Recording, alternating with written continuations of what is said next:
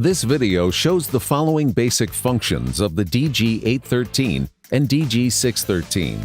Change grade edit mode from step and go to digit select, default. Change grade in digit select mode.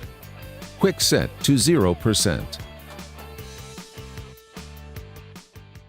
Press and release the M button to enter the menu. Then press the minus button 3 times to select Settings. Press the E button 2 times to enter the Grade Entry menu. Select Digit Select with the left arrow and confirm with the E button.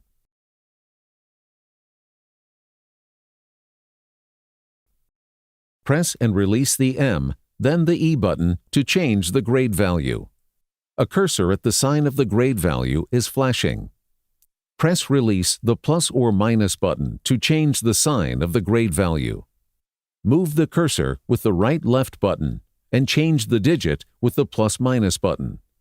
The laser will self-level to the required grade position after confirming the grade change with the E button.